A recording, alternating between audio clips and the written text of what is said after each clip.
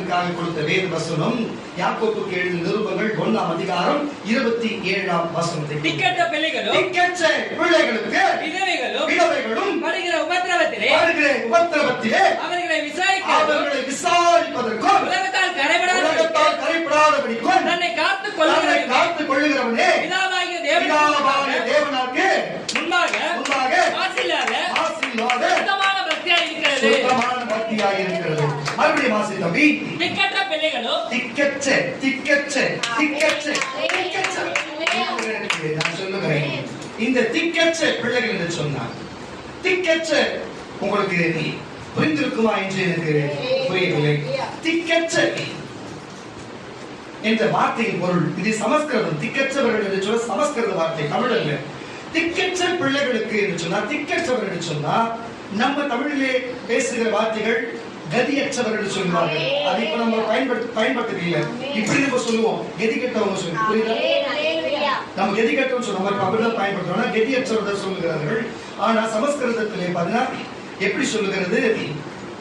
திக்கற்றவர் என்று சொல்லி, திக்கற்ற தெரியாது இருக்கிறார்கள், திக்கற்றவர் என்று சொல்லி. இப்ப வாசி தம்பி, புரியும். திக்கற்ற பிள்ளைகளுக்கு விதவைகளும் படுகிற உபத்திரவத்தை அவர்களை விசாரிப்பதற்கும் உலகத்தால் கரைபடாதபடிக்கும் தன்னை காத்துக் கொள்வதுமே பிதாவாகிய தேவனுக்கு முன்பாக மாசில்லாத சுத்தமான பக்தியாய் இருக்கிறது. ஒரு பக்தி என்று சொன்னார்.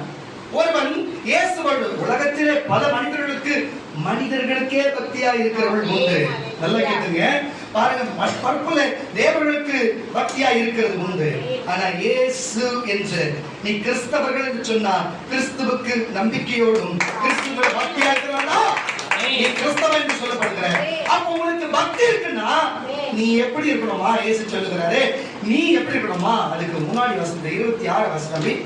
உங்களில் ஒருவன் தன் நாவை அடக்காமல், தன்னுடைய வாயை அடக்க நாவை அடக்காமல், தன் இருதயத்தை வஞ்சித்து, தன் இருதயத்தை ஏமாற்றி, தன்னை தேவ பக்தி உள்ளவன் என்று எண்ணினால், அவனுக்குள்ள நான் சர்ச்சுக்கு போறேன், நான் பைபிள் படிக்கிறேன் என்று சொல்லி தனக்குள்ளே ஏமாற்றிக் கொண்டிருக்கிறவர்களுக்கு இதை சொல்லுகிற வாசி, எண்ணினார் அவனுடைய தேவ பக்தி வீணாய்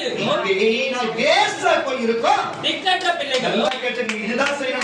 திக்கற்ற பிள்ளைக்கும் விதவைக்கும் படுகிற உபத்திரவத்திலே, அவங்க படுற கஷ்டத்திலே அவர்களை விசாரிக்கிறது, அவர்கள் போய் என்ன பண்றது ஏது பண்றது உதவி வேணுமா என்று விசாரிப்பதற்கு உலகத்தால் கரைபடாத உலகத்திலே பாருங்க விசாரிக்கிறது 2 விதமாகுது.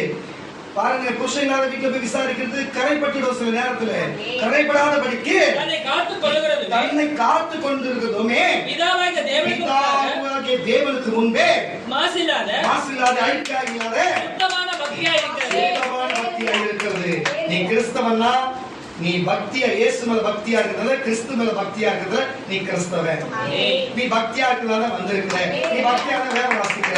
உனக்குள்ள இயேசு மேல நம்பிக்கை விசுவாசம் பக்தி இருக்குமானா நீ திக்கற்றவர்களை நீ விசாரிக்க வேண்டும். திக்கற்றவர்கள் சொன்னாங்க கதியற்றவர்கள், கதி கெட்டவர்கள் என்று சொல்லுவார்கள். அப்படிப்பட்டவர்கள். சரி, அப்படிப்பட்டவர்கள் என்றால் எப்படி இருக்கிறார்கள் என்று நம்ம ஒரு குறிப்பிட்ட காரியத்தை பார்த்துவிட்டு போவோம். பாருங்க, இவர்கள் எல்லாம் தாய் இல்லாத பிள்ளைகள். நல்லா புரிஞ்சு கொள்ளுங்க, தாய் இல்லாத பிள்ளைகள் எல்லாமே திக்கற்றவர்களாக இருக்கிறார்கள். தாய் இல்லாத வளர்கிற பிள்ளைகள் திக்கற்றவர்களாக இருக்கிறார்கள். தகப்பன் இல்லாமல் வளர்கிற பிள்ளைகள் எல்லாம் திக்கற்றவர்களாக இருக்கிறார்கள். சிலருக்கு பாருங்க 2 பேருமே இல்லாதவர்களாக இருக்கிறதுனாலே திக்கற்றவர்களாக இருக்கிறார்கள்.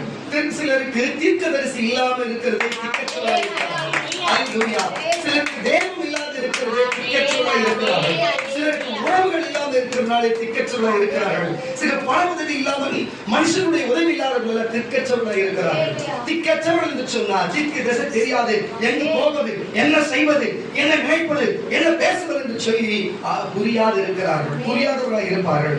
பாருங்க, சிலர் நம்ம எல்லாம் சொல்லுவோம் இளிச்சவாய் என்று அநேகரை இளிச்சவாய் என்றோம் சில பேர் எண்ணுவார்கள். சில பேர் தவிர்ப்பு பாருங்க, உறவின் இல்லாமல், அவனுக்கு சண்டை போட 4 ஆட்கள் இல்லாமல், அவனுக்கு உதவி செய்ய ஆட்கள் இல்லாத அவன் ஒரு மாதிரி அனாதையை போல் இருப்பது சொன்னான். அவன் ஏறி மேய்ப்பார்கள். அவனுக்கு திருப்பி பதில் சொல்லாமல் எவன் சொன்னாலும் கேட்டது செய்கிறவன் அவன் தான் திக்கற்றவனாக இருக்கிறான். நீ எப்படி இருக்கிற என்று உன்னுக்குள்ளே நீயே பார் என்று கர்த்தருடைய பரிசுத்த சொல்லுகிறார். பாருங்க, இயேசு சொல்லுகிறார், யாரு இயேசுவின் மேல் பக்தியா இருக்கிறீர்களோ, இயேசுவின் மேல் விசுவாசமா இருக்கிறீர்களோ, இந்த சபை மேல் அன்பா இருக்கிறீர்களோ, நீங்கள் பக்தியா இருக்கிறதுக்கு அடையாளம் என்ன செய்ய வேண்டும்? திக்கற்றவர்களை விசாரிக்க வேண்டும். அப்பாவா இல்லாத பிள்ளைகளை, அப்பா இல்லாத பிள்ளைகள், அம்மா இல்லாத பிள்ளைகளை, சகோதரிமார்கள், சகோதரர்கள், இங்க திக்கற்ற பிள்ளைகள், கணவன் இல்லாதவர்கள், மனைவி இல்லாதவர்களை நீங்கள் விசாரிக்க வேண்டும். சகோதரி என்ற முறையிலே, சகோதரி என்ற முறையிலே நீங்கள் விசாரிக்க வேண்டும். தேவனுடைய பக்தர்கள் என்ற முறையிலே, தேவனுடைய விசுவாசிகள் என்ற முறையிலே நீங்கள் அவர்கள் விசாரிக்க வேண்டும். சிலருக்கு பண உதவி செய்ய வேண்டும், உணவு உதவிகள் செய்ய வேண்டும், பொருள் உதவி செய்ய வேண்டும், அவர் எதிர்பார்க்கிற தேவைகளை சந்திக்க வேண்டும். நான் சொல்லவில்லை, இயேசு கிறிஸ்து சொல்லுகிறார். நான் சொல்லவில்லை, இயேசு கிறிஸ்து சொல்லுகிறார். அந்தவர்கள் உதவி செய்தவர்கள் இருக்கிறீர்களா? அப்படிப்பட்டவர்கள் ஏமாத்தி தின்னவர்கள் இருக்கிறீர்களா? நீங்கள் உதவி செய்தவர்கள் இருக்கிறீர்களா? அவங்களை மிரட்டி வேலை வாங்குறவர்கள் இருக்கிறீர்களா? நீங்கள் பணம் கொடுத்தவர்கள் இருக்கீங்களா? அவங்க மிரட்டி காசு குடிக்கிறவர்கள் இருக்கிறீர்களா? இத டிவியில பார்த்து கொண்டிருக்கிற, யூடியூப்ல பார்த்து கொண்டிருக்கிற சகோதரியே, நீ சொல்லுகிற, ஆமா நான் திக்கற்றவனா இருக்கிறேன், நான் என் கணவன் சொல்வதை நம்பி வந்தேன், என் பாதி கழுத்தறுத்து விட்டு போய்விட்டான், அவன் எங்கு போனான் என்று தெரியவில்லை, நான் பிள்ளையோடு நான் இருக்கிறேன், என் தாயிடத்திலே போக முடியாது, நான் எங்கு போக முடியாது, நான் உண்டி இப்ப அவதிப்பட்டு கொண்டிருக்கிறேன், இது என் ஊரல்ல, என் ஊரல்ல என்று சொல்லிக் கொண்டிருக்கிறதை நான் கவனிக்கிறேன். கர்த்தருடைய பிள்ளையே, இயேசு சொல்லுகிறார், திக்கற்றவர்களுக்கு தேவனே சகாயம், திக்கற்றவர்களுக்கு தேவனே சகாயம் என்று சொல்லி, தேவனே உனக்கு சகாயம் இருப்பார். மக்கள், தேவனே சகாயம் இருப்பார். போன வீட்டுக்கான இருதயத்தை கர்த்தர் மாற்றி மனம் திரும்ப செய்து அவன் வந்து சேருவான். நான் கர்த்தர், நான் மாறாத தேவன். ஹalleluya. பாருங்க, எரேமியா எழுதின தீர்க்கதரிசனத்தின் புஸ்தகம், எரேமியா எழுதின தீர்க்கதரிசனத்தின் புஸ்தகம் 7ஆம் அதிகாரம், எரேமியா தீர்க்கதரிசன புஸ்தகம் 7ஆம் அதிகாரம் 6ஆம் வசனம் சொல்லுகிறது, எரேமியாவை குறித்து தேவனாகிய கர்த்தர் சொல்லுகிறார், இன்றைக்கு உன்னிடத்திலே சொல்லுகிறேன், நான் யார்? என்ன ஒரு விசுவாசம், நான் யாருன்னு கேட்கறீங்கன்னா சொல்லணும். ஒண்ணு போதகர், ஊழியக்காரன் சொல்லணும், அப்பா சொன்ன தீர்க்கதரிசி சொல்லணும். ஏய் நிக்கி, யாரு? அப்ப பழைய ஏற்பாட்டிலே இருக்கிற எரேமியா தீர்க்கதரிசியை கொண்டு தேவன் அந்த இஸ்ரவேல் ஜனங்களுக்கு சொல்லுகிறது என்னவென்று சொன்னா, நீ திக்கற்றவர்களை விசாரிக்க வேண்டும், திக்கற்றவர்களுக்கு தேவனை சொல்லக்கூடாது, நீ தேவனை மெய்யான தேவனை ஏற்றுக்கொண்டு அவர் வழியிலே நடக்க வேண்டும் என்று தன்னுடைய ஜனங்களுக்கு போதிக்க தம்முடைய தீர்க்கதரிசியாகிய எலியா அங்க வந்து, பாருங்க, ஒரு காலகட்டத்தில் எலியாவையும், ஒரு காலகட்டத்தில் எலிசாவையும், ஒரு காலகட்டத்தில் எரேமியாவையும், ஒரு காலகட்டத்தில் ஏசாயாவையும், ஒரு காலகட்டத்தில் மோசேயையும்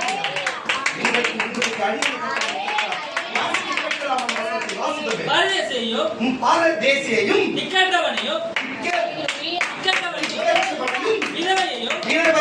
ஒடுக்காமல் குற்றமில்லாத இருதயத்திலே இந்த ஸ்தலத்தில் ரத்தம் சிந்தாமலும் உங்களுக்கு கேடு உண்டாகாத அந்நிய தேவர்களை பின்பற்றாமல் இருக்கிறீர்களே. நல்லா புரிஞ்சுக்கங்க, இதுல ஒரு காரியம் புரியுது. ஃபர்ஸ்ட் வசனத்துல என்ன சொன்னாரு பாருங்க, நீங்க தேவ பக்தி உள்ளவர்களா இருந்தா, எப்படி நீ தேவ பக்தி உள்ளவர்களா இருந்தா, நீ கிறிஸ்தவனா இருந்தா, நீ இயேசுவை விசுவாசிக்கிறவனா இருந்தா, நீ என்ன பண்ணணும்? திக்கற்றவளை விசாரிக்கணும், விதவிகளை விசாரிக்கணும். அப்படி விசாரிச்சா நீ கிறிஸ்தவுக்கு நீ ஹalleluya. நான் மறுபடியும் சொல்றேன், இங்க ஒரு சிலருக்கு தேவன் பேச விரும்புகிறாராம். தயவு செய்து நீங்க என்ன பாருங்க, போறாங்க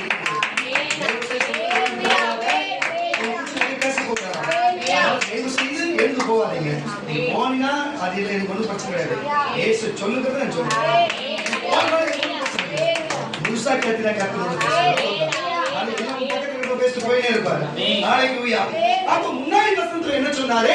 திக்கற்றவர்களை விசாரிக்க வேண்டும். அப்படி விசாரித்தா நீ தேவ பக்தி உள்ளவன், அப்படின்னா நீ வந்து தேவ பக்தி இல்லாதவன், உன்னை நீயே வச்சுட்டு ஏமாத்தி கொண்டு இருக்கிற. இங்க பழைய ஏற்பாட்டுல என்ன சொல்றாருன்னா பாருங்க, தீர்க்கதரிசியை கொண்டு வாசிப்போம் இந்த வசனத்தை. பரதேசியையும் பரதேசினா ரோட்ல சுத்தி கொண்டு இருக்கிறார்களே, எதுவுமே தெரியாத சுத்தி கொண்டு இருக்கிற அவர்களோட ஒரு பரதேசி தான், நானும் ஒரு பரதேசி தான். நான் ஜோக்கு காமெடி சொல்லுங்க, புரியுதுங்களா? இந்தியர்கள், இஸ்ரேலர்கள், எகிப்தியர்கள் அப்படின்னும் போது பரலோகத்து வாசிகள்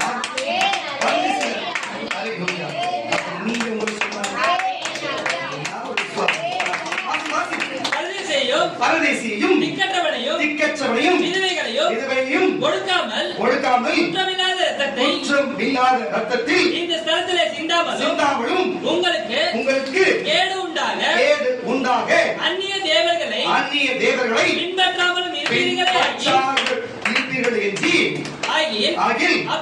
அப்பொழுது நான் உன் பிதாக்களுக்கு கொடுத்த தேசமாகிய இந்த ஸ்தலத்திலே உங்களை சதாகாலம் குடியிருக்க ஹalleluya. இப்போ என்ன சொல்றாரு சொன்னா முதலாவது வசனத்துல தீர்க்கதரிசி என்ன சொல்றாரு வாசிப்பார்.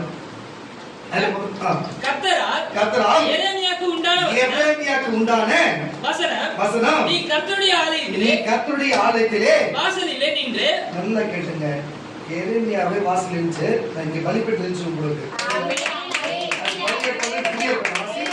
வாசலிலே நின்று அங்கே கூறி சொல்ல வேண்டிய வசனம் என்னவென்றால் கர்த்தரை பணிந்து கொள்ள இந்த வாசலுக்குள்ளே பிரவேசிக்கிற யூத ஜனங்களாகிய நீங்கள் எல்லோரும் கர்த்தருடைய வார்த்தையை கேளுங்கள். கரங்களை தட்டி ஹalleluya.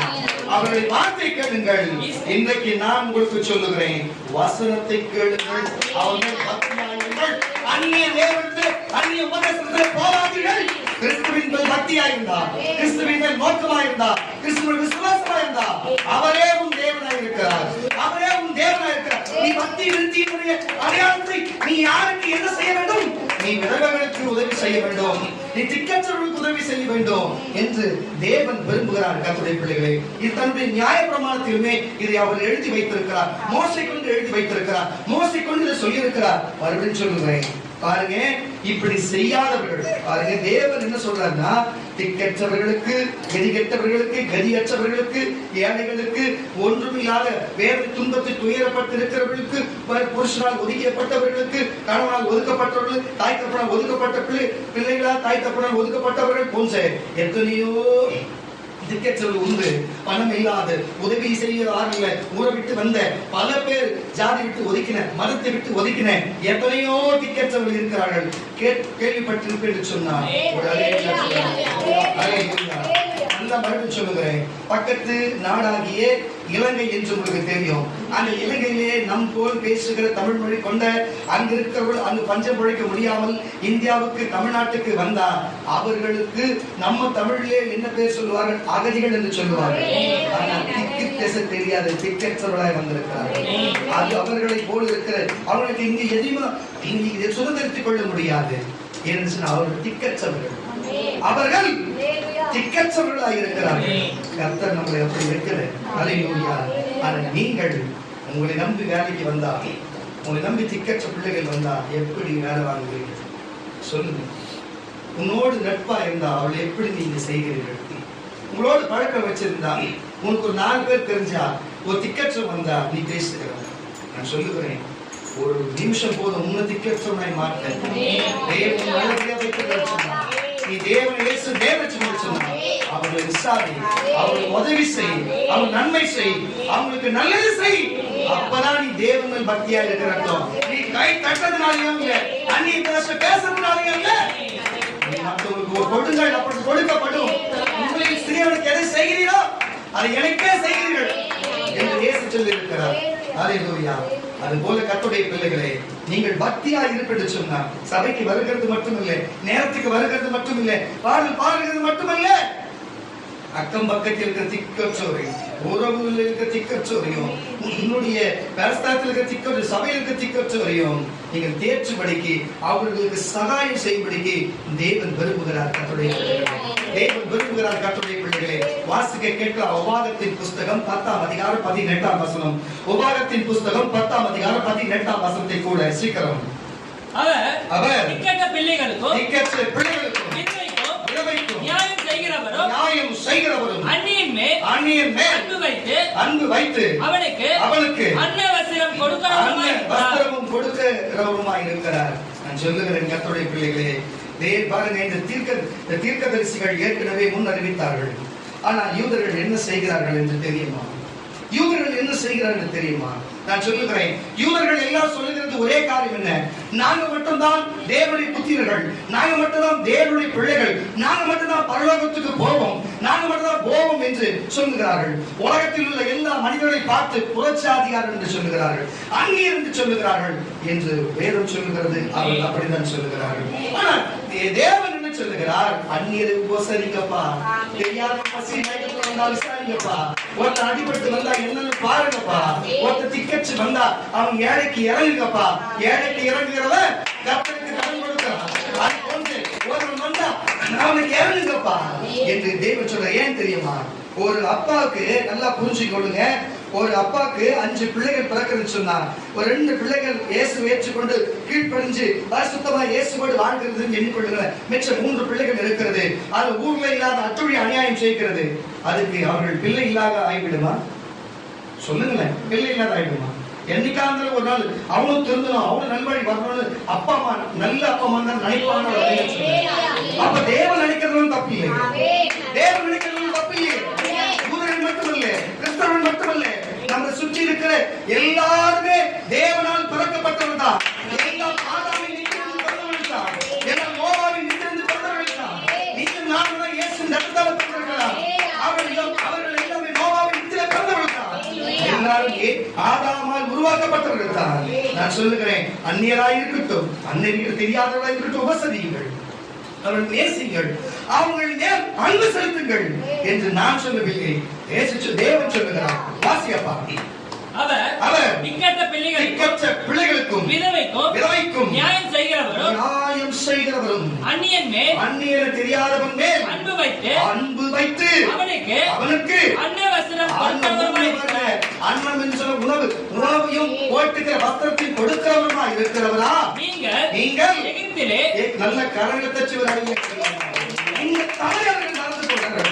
தமிழர்கள் செய்தது காரியம் இதுதான். பாருங்க, உங்களுக்கு நல்லா தெரிந்திருக்கும், பாபிலோனிலே யூதர்களும் இஸ்ரவேலர்களும் அடிமைத்தனையாக இருந்தார்கள், மெசொப்பொத்தாமியிலே அடிமைத்தனையாக இருந்தார்கள். பாருங்க, அது மட்டும் இல்லாமல் எகிப்தில் அடிமையாக இருந்தார்கள். 430 ஆண்டுகள் அடிமையாக இருந்தார்கள். ஆனால் அவர்கள் கூட இவர்கள் செய்கிறது போல அவர்கள் அவ்வளவு துன்பம் செய்யவில்லை. இவர்கள் எல்லாம் எகிப்திலே இஸ்ரவேல் அடிமைத்தனையாக இருக்கும் தேவனை கூப்பிட்டு மன்றாடி, என்னை விடுவீங்க, எங்களுக்கு ஒரு தனி தேசத்தை கொடுங்கள் என்று கேட்டு மோசேயின் தீர்க்கதரிசியை கொண்டு தெய்வம் 430 ஆண்டுகளுக்கு பிறகு அவர்களை அங்கிருந்து 40 ஆண்டுகளாய் அவர்களை இடம்பெயர் செய்து கானான் தேசத்தை கொடுத்தார். அல்லேலூயா. நன்றி இல்லாத ஜனங்கள் என்ன செய்கிறார்கள்? இவர்கள் மட்டும் ஒரு இடத்திலே 430 ஆண்டுகளாய் அடிமைத்தனையாய் இருந்து அடிமையின் வழி என்ன, அடிமையின் வழி என்ன என்று தெரியும். அங்க பாருங்க, அங்க அடிமையின் வழிக்கு புரட்சாதியா இருந்தா வழி என்ன என்று தெரியும், அந்நியர் வழி என்ன என்று தெரியும் அவர்களுக்கு. அல்லேலூயா. அவங்க மூதாதையர் பட்ட வழி என்ன என்று அவர்களுக்கு தெரிஞ்சிருக்கும். சொல்லி கொடுக்காம வளர்த்திருப்பாங்க. சொல்லுங்க, சொல்லி கொடுக்காம வளர்த்திருப்பாங்க. நம்ம குடும்பத்துல ஒருத்தர் இந்த மாதிரி ஆர்மியில இருந்தாருப்பா, நம்ம தாத்தா ஆர்மியில இருந்தாருப்பா என்று இருந்திருந்தா சொல்லியிருப்பாங்கல்ல. நம்ம தாத்தா டாக்டரா இருந்தாருப்பா இருந்தா சொல்லியிருப்பாங்கல்ல. நம்ம தாத்தா வைத்தியரா இருந்தாருப்பா சொல்லியிருப்பாங்கல்ல. அல்லேலூயா. அது போல கர்த்தருடைய பிள்ளைகளே, அது போல நம்ம அடிமையா இருந்தோம், மூதாதையர் அடிமையா இருந்தோம் என்று நம்ம திக்கற்றவரா இருந்தோம், அந்நியரா இருந்தோம். ஒருபுறம் நமக்கு எந்த தேசமும் எந்த மனுஷனும் எவ்வளவுமே நமக்கு உதவி செய்யாத நம்ம திக்கற்ற அனாதையை போல இருந்தோமே என்று சொல்லியிருப்பார்கள். அப்ப நன்றி விசுவாசம் இருந்தா என்ன செய்ய வேண்டும்? அவர்கள் அந்நியர்கள் ஒருவரும் உபசரிக்க வேண்டும், மற்றும் நேசிக்கணும். நான் சொல்லும்போது உங்களுக்கு கொஞ்சம் சந்தோஷமா இருக்கும். நான் சொல்லுகிறது, நீ விட்ட குறை தொட்ட குறையில் இருந்தவரு அதெல்லாம் கூட்டு இருந்து உள்ள சேர்த்துன்னு வச்சுக்க, நீ நேரடியா எரிநரகத்துக்கு போக உன்னை இப்பே நான் நியாயத்தில் இருக்கிறேன் இயேசுவின் நாமத்தால. அல்லேலூயா, அல்லேலூயா, அல்லேலூயா. நான் சொல்லுகிறதை கவனித்து கேட்க வேண்டும். யாருக்கு உபசரிக்க வேண்டும் அவர்களுக்கு உபசரிக்க வேண்டும். நீ விட்ட குறை தொட்ட குறைகளுக்கு இருக்கிற ஆளை சேர்க்க சொல்லல. அல்லேலூயா. ஜெயிலுங்களா காரணத்தை சொல்லுகிறதை கவனித்து கேளுங்கள். ஏழைகளுக்கும் திக்கற்ற பிள்ளைகளுக்கும் தாய் தகப்பன் இல்லாத பிள்ளைகளுக்கும் தாய் இல்லாத தகப்பன் இல்லாத பிள்ளைகளுக்கும் தகப்பன் தாயில கைவிடப்பட்ட பிள்ளைகளுக்கும் உதவியற்றவர்களுக்கும் ஏழைகளுக்கும் திக்கற்றவர்களுக்கும் நீங்கள் உதவியாய் சகாயராக பிள்ளைகளை இவர்களை அப்படிப்பட்ட காரியத்தில் இட்டு வந்து விட்டா இவள் என்ன செய்கிறார்? வாசியப்பா வசனத்தை. நீங்களும் எகிப்து தேசத்திலே அந்நியராய் இருந்தபடியால் பாருங்க, நீங்க மட்டும் பாருங்க அந்நியரா இருந்தீங்களே, அப்ப உங்ககிட்ட வர மாட்டா அந்நியரா இருந்தா சேர்த்துக்க மாட்டியாப்பா. நல்லா புரிஞ்சுக்கோ. நம்ம பிரிட்டிஷ்காரங்கிட்ட அடிமையா இருந்தோம், நல்லா புரிஞ்சுக்கொள்ளுங்க. நம்ம போர்ச்சுகேசியர்கிட்ட அடிமையா இருந்தோம். அல்லேலூயா. ஆனா நான் சொல்லுகிறேன், இதுவே பக்கத்துல இருக்கிற இந்திக்காரன் வந்தா மட்டும் நம்ம திட்டுறோம். அதே மாதிரி நம்ம தமிழ் ஆளுங்க கேரளா பக்கம் போனா அவன் அடிச்சு ஓட விடுறான். உங்களுக்கு புரியுதா இல்லையா? ஆனா வெளிநாட்டுக்காரங்கிட்ட நம்ம அடிமையா இருந்தோம். புரியுதா உங்களுக்கு?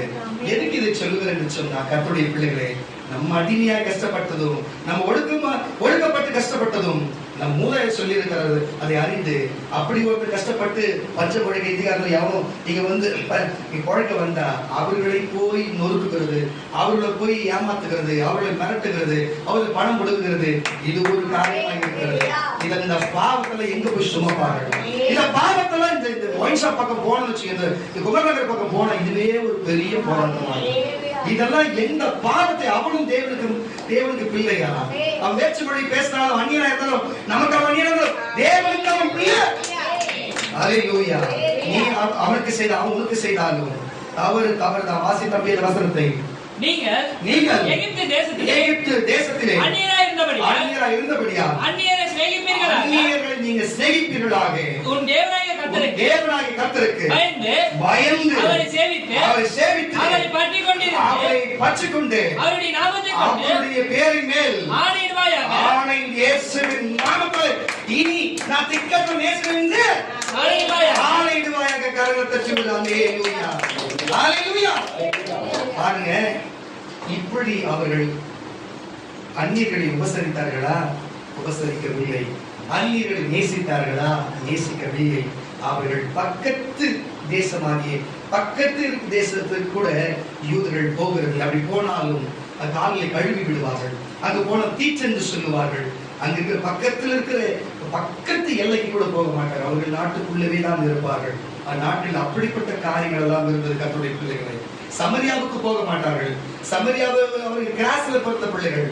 அப்பா யூதனும் அம்மா வந்து கிரேக்கருக்கு கலப்பிடமா பிறந்தவர்கள் சமரியர்கள் சொல்லுவார்கள். அந்த சமரியர்களை கூட சேர்க்க மாட்டார்கள், கிரேக்கர்களை சேர்க்க மாட்டார்கள். அதே தேசத்தில் வாழ்ந்தவர்கள் கிரேக்கர்களை ரோமர்கள் சேர்க்க மாட்டார்கள். யூதர்கள் மட்டும் பரிசுத்தவான்கள் சேர்ந்தார்கள். தேவன் யூதர்களை உண்டாக்கினார், எபிரேயரையும் உண்டாக்கினார், அங்கிருக்கிற ரோமரை உண்டாக்கினார், அங்கிருக்கிற பாலஸ்தீனரையும் உண்டாக்கினார், காசாலர்கள் எல்லாரையும் உண்டாக்கினார். அதை மாற்று கருத்திலே எல்லாருக்கும் ஒரு தேவனாய் இருக்கிறார். தேவன் என்னத்தை சொல்லிக் கொடுக்கிறார்? அந்நியரை உபசரிங்கப்பா, எங்கற்றவர்களை நேசிங்கப்பா, அவர்களுக்கு உதவி செய்யுங்கப்பா. அப்படி நீ பக்தியா இருந்தா அதை செய்யுங்கப்பா. அவங்களுக்கு போய் தொல்லை கொடுக்காதீங்கப்பா. புருஷங்கள் அவர்களுக்கு தொல்லை கொடுக்காதீங்கப்பா. மனைவிகள் அவர்களுக்கு தொல்லை கொடுக்காதீங்க. அப்பா அம்மா பிள்ளைகளுக்கு ஏமாத்தாதீங்கப்பா. பாருங்க, ஊரை விட்டு ஊர் பஞ்சப்பழிக்க வந்ததை அடிச்சு பணம் கொடுக்காதீங்கப்பா, ஏமாத்தாதீங்கப்பா என்று கர்த்தருடைய பரிசுத்த ஆவியார் சொல்லுகிறார். அல்லேலூயா. இப்படிப்பட்ட காரியங்கள் எல்லாம் இந்த சத்தத்தை கேட்டுக்கொண்டிருக்கிற பிள்ளைகளே, இதை வெளியே கேட்டுக்கொண்டிருக்கிற பிள்ளைகளே, தயவு செய்து மனம் திருந்துங்கள், தயவு செய்து மனம் திருந்துங்கள். உள்ள கேட்டுக்கொண்டிருக்கிற உன்னோடு நம்பி வந்தா இப்படி செய்வாயா? உன்னோடு கூட வந்தா இப்படிதான், உன்னோடு வேலைக்கு வந்தா இப்படிதான் செய்வாயா? அல்லேலூயா. உன் எண்ணத்தை மாற்றிக்கொள், உன் சிந்தனையை மாற்றிக்கொள். நீ குஜபல பராக்கிரமசாலி போல இருந்தா, அவனோடு அவன் எளிமையா இருந்தா, நீ அவனுக்கு போய் அவன் திக்கற்றவனா இருந்தா, நீ அவனுக்கு போய் சீண்டலாமா? சொல்லு, சீண்டலாமா? வேதம் சொல்லுகிறது, திக்கற்ற தேவனே சகாயம். சும்மா இருக்கிற தாய் தப்ப இருக்கிற பிள்ளைகளை கை வச்சாலே குடும்பமே வந்துடும். நீ இயேசு பிள்ளையா இருக்கிற கை வச்ச அதான் பிக்லர் செய்தார் பாரு, அதுதான் நடக்கும். அல்லேலூயா. அதை வாசிக்க கேட்ட உபாகத்தின் புஸ்தகம் 24ஆம் அதிகாரம், உபாகத்தின் புஸ்தகம் 24ஆம் அதிகாரம் 17 இருந்து 21 வரை வசனங்களை வாசிக்க கேட்கலாம். நீ அந்நியனுடைய நியாயத்தையும் அந்நியனுடைய நியாயத்தையும் திக்கற்ற பிள்ளையின் நியாயத்தையும் திக்கற்ற பிள்ளைகளுடைய நியாயத்தையும் புரட்டாமலும் விதவையின் வஸ்திரத்தை விதவையினுடைய போட்டுக்க வஸ்திரத்தை அடங்கா வாங்காமலும் அடகு வைக்காமலும் நீ எகிப்திலே அடிமையாய் இருந்ததையும் உன் தேவனாகிய கர்த்தர் உன்னை அங்கிருந்து மீட்டுக் கொண்டு வந்ததையும் நினைப்பாயாக. ஆகையால் இப்படி செய்யும்படிக்கு நான் உனக்கு கட்டளையிடுகிறேன். நீ உன் பயிரை அறுக்கையில் எல்லாம் கேட்டு நீ இந்த வசனத்தை கவனிக்கணும். கவனிச்சு நீ பயிரை அறுக்கிற என்ன சொல்றாருன்னா, அவர் எவ்வளவு தெளிவா சொல்லியாப்பா, நீ எவ்வளவு கஷ்டப்பட்டு வந்த, நீ எவ்வளவு கஷ்டப்பட்டு எகிப்துல இருந்து வந்த, ஆனா உனக்கு பாலும் தேனும் ஓடு காணாம கொடுத்தவனுக்கு திமிர் வந்துச்சப்பா, உனக்கு இவ்வளவு திமிர் வந்துச்சப்பா. பக்கத்துல இருக்கிற தேசத்துக்காரன் வந்தாலும் நீ கோவப்படுற, எரிச்சல் அடைகிற, திக்கச்சல் வந்தா உதவி செய்ய மாட்டேற, அவங்க 3,00,000 தொத்து என்று ஓடு தொத்துகிற, இப்படி எல்லாம் செய்யறியே, ஒரு தான தர்மம் பண்ண மாட்டியே, ஒண்ணு செய்ய மாட்டியப்பா. நான் மறுபடியும் உனக்கு சொல்ல, நம்முடைய தீர்க்கதரிசி மூலமா சொல்லுகிறேன். என்ன சொல்றாருன்னா, நீ தானியத்தை அறுத்துட்டு ஒரு கட்டு விட்டு வண்டினா திருப்பி போய் எடுக்காதப்பா. ஏதாவது டிக்கெட் சொன்ன வந்தாங்கன்னா போவாங்கப்பா. நீ திராட்சை அறுத்துட்டினா கொஞ்சம் விட்டு வண்டினா விட்டுடுப்பா. ஏதாவது அங்க இருக்கிற சோத்துக்கு வழி இல்லாதவங்க யாராவது சாப்பிட்டுப்பாங்கப்பா என்று சொல்லி அவர் சொல்லுகிறாரு. இது போன்ற என்ன நீ தானியத்திலோ எதுல சரி, நான் மறுபடியும் சொல்லுகிறேன், ஒரு 100-200 விட்டா கூட தயவுசெய்து விட்டுருங்க. எப்படி இல்லாதவங்க தான் எடுப்போம். உண்மையில இருந்தா ஒரு தேடி எடுத்துக்குவோம். உன்னை யாரும் எடுத்துக்க முடியாது. ஒரு வேலை கீழே விழுந்து போச்சுன்னு சொன்னா விட்டுடுங்க. நான் இல்லாத சொல்ல தேவன் சொன்னதை சொல்லுங்கள். உங்களுக்கு சிறியோர் எதை செய்கிறீரோ, எதை செய்யாது இருக்கிறீரோ, எனக்கே செய்யாது இருக்கிறீர்கள். எதை செய்கிறீரோ அது எனக்கே செய்கிறீர்கள். அதுபோல நீங்கள் ஏழைக்கு, திக்கற்றவர்களுக்கு, அப்பா அம்மா பிள்ளைகளுக்கு, தாய்த்தப்பட பிள்ளைகளுக்கு ஏதாவது நீ செய்வான்னு சொன்னா, நீ ரோட்ல கண்டு விட்டாலும் சரி, இந்த வசனம் கிரியை செய்ய, இந்த வசனம் கிரியை செய்யாம வாசியப்பா. அந்த வசனம் தொடர்ந்து வாசியப்பா. நீ உன் பயிரை அறுக்கை, நீ உன் பயிரை அறுக்கையில், உன் வயலிலே, உன்னுடைய வயலிலே ஒரு அரிக்கட்டை, மறுதியாய் வைத்து வந்தாயானால், நீ மறுதியாய் வைத்து வந்தாயானால் அதை எடுத்து வரும்படி திரும்பி போக வேண்டாம். திரும்பி போவதையா? உன் தேவனாகிய கர்த்தர் உன் கையின் பிரயாசத்தை எல்லாம், கையின் பிரயாசத்தை செஞ்ச உழைப்பின் உழைப்பை எல்லாம் உன்னை ஆசீர்வதிக்கும்படி அதை பரதேசிக்கும். உன் பணம், உன் காசு, இப்போ நீ பயிரிடல, யாருக்கும் இப்ப பயிரிடல வச்சுக்கலேன், பயிரிடல, ஆனா நீ உழைக்கிற வருமானம் வருது, ஒரு 100 ரூபாய் விட்டாய அதை விட்டுட்டு வச்சுக்கேன், போய் திருப்பி போய் தேட விட்டுடு. ஆனா உன் கையின் பிரயாசம், உன் கையில சம்பாதிச்ச காசை எப்படி சொல்றாரு, உன்னை ஆசீர்வதிக்கும்படி, உன்னை திருப்பி உனக்கு இரக்கத்தை ஆசீர்வதிக்கும்படி அதை பரதேசிக்கும், நீ பரதேசிக்கும், திக்கற்ற பிள்ளைகளுக்கும், விதவைகளுக்கும் விட்டு விடுவாயாக. நீ உன் ஒலிவ மரத்தை, நீ உன்னுடைய ஒலிவ மரத்தை உதித்து விட்ட பின்பு, உதித்து அந்த காய்களை உதித்து விட்ட பின்பு, கொம்பிலே தப்பி இருக்கிற பறிக்கும்படி திரும்பி போக வேண்டாம். நீ திரும்பி போவனா அதை பரதேசிக்கும், திக்கற்ற பிள்ளைகளுக்கும், விதவைக்கும் விட்டு விடுவாயாக. நீ உன் திராட்சை பழங்களை அறுத்த பின்பு மறுபடியும் அதை அறுக்க திரும்பி போக வேண்டாம். திரும்பி போவதப்பா. அதை பரதேசிக்கும், திக்கற்ற பிள்ளைகளுக்கும், விதவைக்கும் விட்டு விடுவாயாக.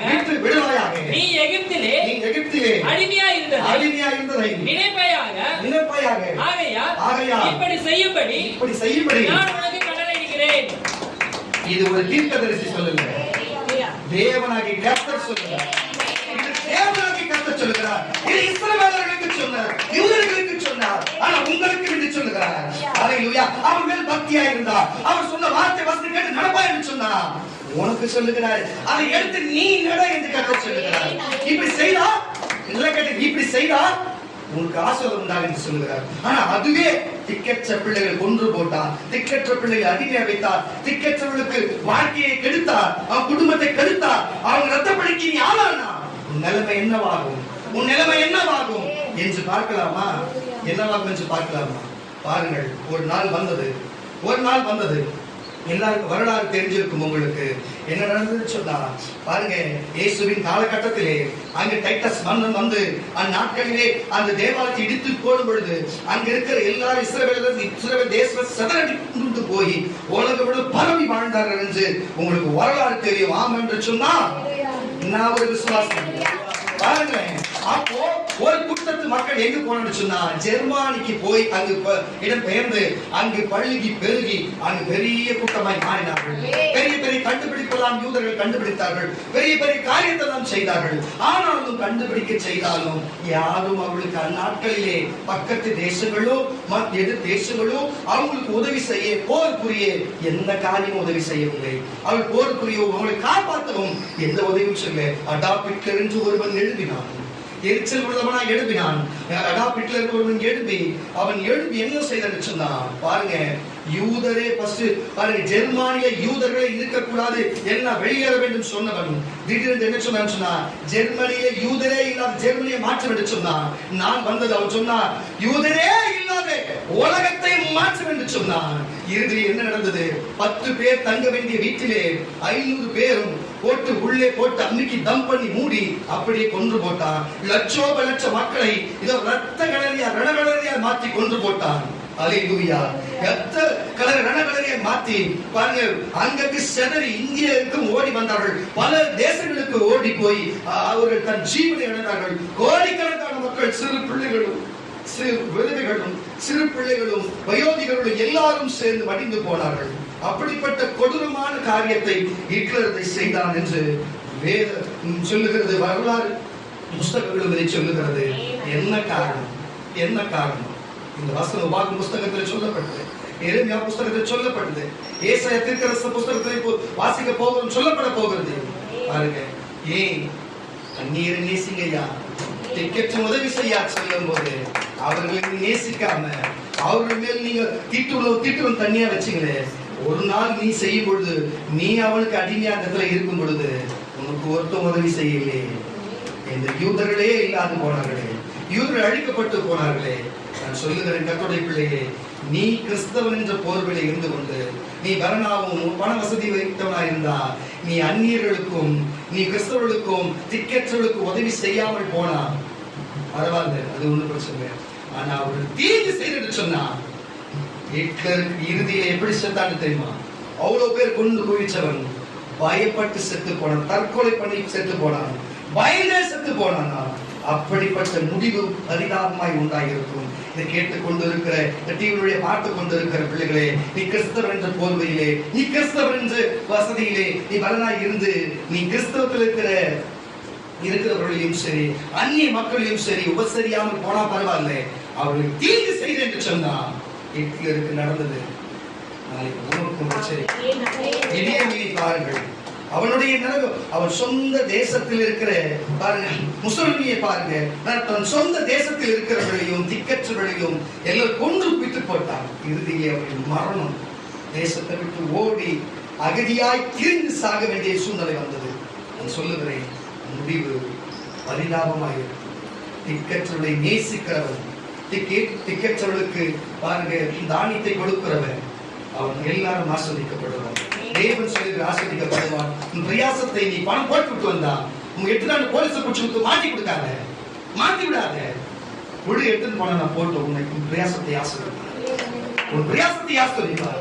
நான் மறுபடியும் சொல்லுகிறேன், அந்த முடிவை பாருங்கள், அங்கு நடந்த முடிவை பாருங்கள், எப்படிப்பட்ட முடிவாய் இருந்தது. தயவு செய்து புரிந்து கொள்ளுங்க.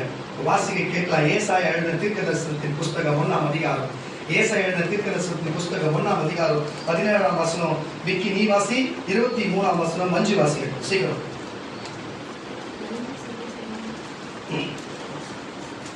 ஏசாயா எழுதின தீர்க்கதரிசன புஸ்தகம் 1ஆம் அதிகாரம் 17ஆம் வசனம் சீக்கிரம்.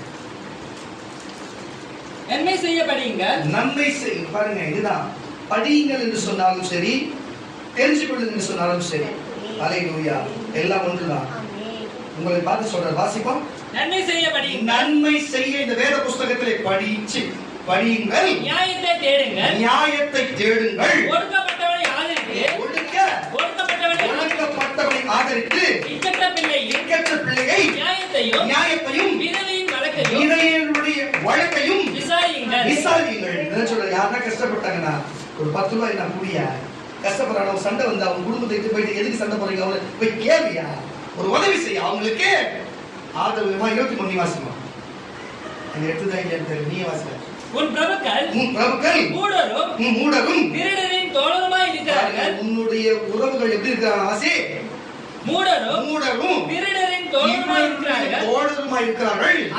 அவர்களில் ஒருவனும் பிரதானத்தை விரும்பி கைக்கூலியை நாடி திரிகிறான். திக்கட்ட பிள்ளை நியாயத்தை விசாரிக்கிறார்கள். விதவையின் வழக்கு அவர்களிடத்தில் ஏற்றுகிறதில்லை. ஆகையால் சேனையின் கர்த்தரும் இஸ்ரவேலின் வல்லவருமாகிய ஆண்டவர் சொல்வதாவது ஓகே போதும், கரங்களை தச்சு ஒரு அலையில சொல்லுவாங்க. புரிகிறதா இல்லையா? என்ன சொல்ல வருகிறாங்க? திக்கச்ச பிள்ளைகளுடைய விசாரிங்கப்பா, உங்களுக்கு நன்மை செய்ப்பா. நன்மை செய்யாம போனா கூட பரவாயில்ல, போய் தொழில் முட்டல, அவனுக்கு எதுவும் கிடைக்காது. நன்மை செஞ்சா பிரயாசம் ஆஸ்வதிக்கப்படும். நீ நல்லா இருப்ப, உன் பிள்ளைகளுக்கு நல்லா இருக்கும். தீங்கு செஞ்ச ஹிட்லரை பார். யூதர்கள் தான், அவர் தான் இஸ்ரவேலர்கள் தான். ஆனா ஒரு ஹிட்லர் தான், அடால்ஃப் ஹிட்லர் கிட்ட ஜெர்மானியில போய் மாட்டி செத்தார்கள். அல்லேலூயா. இன்றைக்கு தேசம் இருக்கிறது இஸ்ரேல். முடிவு என்ன? அவர் செய்த தவறுக்கு நிமித்தம் அவர்கள் எங்க அடிமை, எகிப்து அடிமையா இருக்கும் பொழுது அந்த அடிமையை கண்டு பல ஜனங்களுக்கு நன்மை செய்திருந்தா இப்படி சூழ்நிலை வந்திருக்குமா? எல்லா தேசமும் அவங்களுக்கு சாதகமா வந்து அவங்களுக்கு உதவி செய்து அடால்ஃப் ஹிட்லர் ஓட விட்டு இருக்கோம். ஆனா இருக்கிற என்னாச்சு? எல்லாமே அடால்ஃப் ஹிட்லருக்கு சப்போர்ட் பண்ணி இவர்களை ஓட விட்டாங்க. அல்லேலூயா. என்ன காரணம்? தேவனுடைய புத்திரன்னு சொல்லியும், தேவனுடைய பட்சத்தில் இருந்தும் சொல்லியும் தேவனால் ஏன் காப்பாற்ற முடியல? பாவம் பாவம் வேதம் சொல்லுகிறது, அவர் பாவத்தை பாராத பாவம் செய்கிற எப்படி பாப்பாரு? அவர்கள் பூமியை உலகில் பாவம் செய்கிற எப்படியா பாப்பாரு? தேவன் சொல்ற வார்த்தை கேட்டு நடக்காம பாவம் செய்யறானே. தேவன் பிள்ளைன்னு சொல்ல செய்யணுங்க, செய்யாத போன முடிவு பரிதாபம். நீ எப்படி செய்வையா? யாரும் தச்சு செய்யல. ஆசிரியர் கேட்கலாம். மல்கியாவின் புஸ்தகம் 3ஆம் அதிகாரம் 5ஆம் வசனம். மல்கியாவின் தீர்க்கதரிசன புஸ்தகம் முடிச்சலாம். 3ஆம் அதிகாரம் 5ஆம் வசனம். சீக்கிரம். நான் நியாய தீர்ப்பு செய்யும்படி, நான் நியாய தீர்ப்பு இறுதியில் செய்யும்படி உங்களிடத்திலே வந்து சூனியக்காரருக்கும், என்னப்பா சூனியக்காரருக்கும், யார் யாரெல்லாம் திக்கற்ற பிள்ளைகளுக்கு பாருங்க, சூனியம் வைக்கிறவர்கள் சூனியக்காரர்களுக்கும், விபச்சாரிக்கும், பொய்யனை இடுகிறவர்களுக்கும், எனக்கும் பயப்படாமல் பாருங்க, தேவனுக்கும் பயப்படாமல் விதவைகளுக்கும் பிள்ளைகளுக்கும் ஆகிய கூலிக்காரனுடைய கூலியை அவர்களுக்கு கொள்ளுகிறவர்களுக்கு ஏமாத்துறவனுக்கும் பரதேசிக்கும் அநியாயம் அவன் செய்கிறான் அவனுக்கும் விரோதமான தீவிரமான சாட்சியாக இருப்பேன் என்று கர்த்தர் சொல்லுகிறார். பார்த்துக்கோ, இந்த உலகத்துல ஒருத்தன் கொலை பண்ணிட்டானா ஐபிட்ட சாட்சி கேட்பாங்க. சாட்சி தானே சாட்சிக்கு போட்டு உள்ள தூக்கி போடுவாங்க. ஆனா அவனும் சாட்சி வர மாட்டான், பயப்படுவான். குற்றவாளி நம்மள கொண்டு போறான்ட்டு. ஆனா தேவன் எவையான் கொல்ல முடியும்? அவர் கட்டாயம் தப்பு பண்றவங்களுக்கு தண்டனை இருக்கிறது. சூனியம் யார் யாரெல்லாம் திக்கற்ற பிள்ளைகளுக்கு சூனியம் வைத்தார்கள், நான் சொல்லுகிறேன், இங்க அநேக திக்கற்றவர்களாய் வந்திருக்கிறீர்கள், அநேக திக்கற்றவர்களாய் வந்திருக்கிறீர்கள். அல்லேலூயா. அநேக உறவுகள் இருந்தும், அநேக உறவுகள், ஏன் இந்த இடத்திலே உறவுகள் இருந்தும் உன்னை திக்கற்றவனாய் விட்டு விட்டானே மகனே, உன்னை திக்கற்றவனாய் விட்டு விட்டானே, உன் திக்கற்றவனாய் விட்டுவிட்டு நீ தனிமரமாய் இருக்கிறாயே மகனே, மகனே, உன்னை எல்லாம் இருந்தும், எல்லாம் உறவுகள் இருந்தும், உன் நட்புகள் இருந்தும் உன்னை திக்கற்றவனாய் விட்டு விட்டார்கள். ஆனால் இந்த சபை உன்னை திக்கற்றவனாய் விடுகிறது. நான் உன்னை திக்கற்றவனாய் விடுகிறதில்லை, நான் உன்னை திக்கற்றவனாய் விடுகிறதில்லை என்று இயேசு சொல்லுகிறார். இயேசு சொல்லுகிறார், மகளே, மகளே, என் தகப்பனும் இல்லை, என் தாயும் தூரத்தில் இருக்கிறார், எனக்கு உதவி செய்ய யாரும் இல்லை, நான் வாய் திறந்தால் பிரச்சனையா இருக்கிறது, பல போராட்டத்தாலே நான் திக்கற்ற வாழ்க்கையை வாழ்ந்து வருகிறேன் என்று சொல்லி உன் கண்ணீருக்கு பதில் உண்டு மகளே. மகளே, நான் ஒருவன் உனக்கு இருக்கிறேன். திக்கற்ற அலைகள் இல்லை மகளே, திக்கற்ற அலைகள் இல்லை. யாரும் சகோதரா, சகோதரா, உன்னையும் பார்த்து சொல்லுகிறார், பாரு, உன் குடும்பத்திலே, உன் குடும்ப உறவுகளிலே எது செய்தாலும் ஒதுக்கி வைத்து செய்கிறது போல, உன் மனம் நொந்து போகும்படி உன்னை ஒதுக்கி வைக்கிறது போல நீ திக்கற்றவனாய் இருக்கிறாய், நீ தனித்திருக்கிறாய், எல்லாம் இருந்தும் இல்லாது போல போட்டு இருக்கிறாய். இயேசு சொல்லுகிறார், நீ திக்கற்றவனாய் இல்லை, நான் உன்னோடு இருக்கிறது. தகப்பன் போன என்ன, தாய் மகனே, உன் தாய் போன என்ன, உன் தாய் போன என்ன மகனே, இந்த சபை இருக்கு, தகப்பன் நான் இருக்கிறேன். உன் தாயும் தகப்பனும் செய்யக்கூடாத காரியத்தை நான் செய்ய வல்லவர், நான் உன்னோட சபை வந்து என் கண்ணீர் இல்லாது என் கண்ணனை பார்த்துக் கொண்டே இருக்கிறது. ஒரு திக்கற்றவனாய் விடேன், ஒரு திக்கற்றவனாய் விடேன் என்று இயேசு சொல்லுகிறார். அல்லேலூயா. அநேக உறவுகளிலிருந்து திக்கற்றவனாய் வந்திருக்கிறீர்கள், அநேக குடும்பங்களிலிருந்து திக்கற்றவர்கள் வந்திருக்கிறீர்கள், அநேக நாதிலற்றவர்களாய் இருக்கிறீர்கள், கொடுத்த செய்தாலும் நம்மளுக்கு பேர் இல்லை, நம்ம கொடுத்தாலும் பேர் இல்லை, நம்ம செய்தாலும் பேர் இல்லை.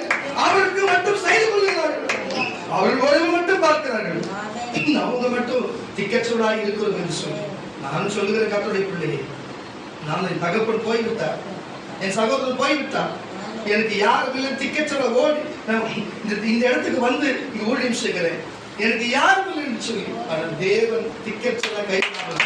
இவ்வளோ ஜனத்தை சகோதரியாவும் சகோதரனும் அப்பாவும் அம்மாவும் இவ்வளோ ஜனத்தை கொடுத்து தேவன் பற்றி கொடுத்து குடும்ப உறவை கொடுத்து அப்படிப்பட்ட திக்கற்ற வாழ்க்கை இல்லாமல் செழிப்பான வாழ்க்கை கொடுக்கிறார். தேவன் ஒருவரின் திக்கற்றதாக ஒரு தகப்பனும் தாயும் இல்லாமல் வழியில்லை, தகப்பனும் தாயும் மகளாக இருக்கிறார். கர்த்தருடைய பிள்ளைகளே, நீங்கள் அப்படி என்ன வேண்டாம், அப்படி என்ன வேண்டாம், தேவன் உன் பட்சத்தில் இருக்கிறார். மகனே மகளே, உன் தாயும் தகப்பன் என்ன செய்ய கூடுமோ அதை காட்டிலும் மேற்கொண்டு செய்து சபையை சாட்சி கர்த்தருடைய பிள்ளைகளே. ஹல்லேலூயா. நல்ல எண்ணங்கள் மாற்றிக் கொள்ளுங்கள், உங்களுக்குள்ளே நல்ல எண்ணங்கள் மாற்றிக் கொள்ளுங்கள். பாருங்க, மற்றவர்கள் உதவி செய்கிற எண்ணத்தை மாற்றுவது, திக்கற்றவர்களுக்கு, விதவைகளுக்கு, ஏழைகளுக்கு உதவி செய்கிற மனப்பான்மை கொண்டு வாருங்கள், உதவி செய்கிற எண்ணங்களை கொண்டு வாங்க கர்த்தருடைய பிள்ளைகளே. ஹல்லேலூயா. நான் ஒரு காரியத்தை உங்களுக்கு சொல்லுகிறேன், ஒரு காரியத்தை சொல்லுகிறேன். பாருங்க, கல்கத்தா தெரியுமா என்று தெரியவில்லை உங்களுக்கு. கல்கத்தாவிலே அன்னை தெரசா என்று ஒருவர் உண்டு. அந்த இடத்திலே அவர்கள் அங்கு வாழ்ந்த காலத்திலே அவர்கள் இடுப்பில் ஒரு குழந்தையை வைத்துக் கொண்டு அங்க பெரிய பெரிய பாட்டிகள் நடக்குமா, அந்த பாட்டி போகிற இடத்துல இடுப்பு ஒரு குழந்தையை வைத்துக் கொண்டு அந்த அன்னை தெரசா என்ன செய்தார்களாம், அவருக்கு இருக்கிற பணம் சொத்தெல்லாம் காலியாகி பத்தாமல் போகவே அந்த பாட்டியில போய் அங்க இருக்கிற ஒரு பெரிய செல்வந்தரத்துல போய் கையெழுந்து, இந்த குழந்தைகள்லாம் கொஞ்சம் இருக்குது, எங்களுக்கு கொஞ்சம் உணவு தேவை, ஏதாவது கொஞ்சம் கொடுக்குறது கை நீட்டும் பொழுது அவன் குடி வெயில இருந்ததுனால அவன் காலை கையில துப்பிடான். துப்பிட உடனே குடைச்சு, இது எனக்கு கொடுத்துருக்கல போதும், நான் மட்டும் வச்சுக்கிறேன்.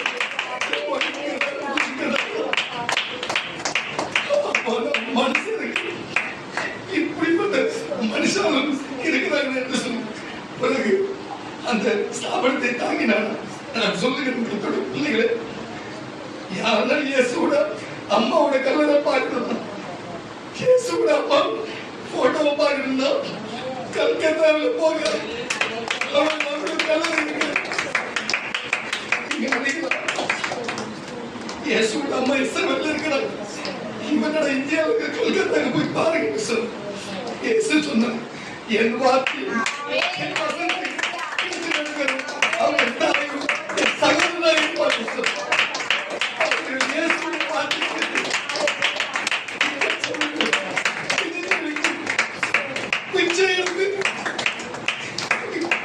வெளிநாட்டிலிருந்து இந்த நாட்டுக்கு வந்து நம்ம நாட்டில் இருக்கிற பாருங்க கொழுப்படுத்து பாருங்க பிள்ளைங்க பெற்று விட்டு நாதைய விட்டு போற குழந்தைங்க பெத்த தகப்பனை பார்க்காம பெத்த தாயை பார்க்காம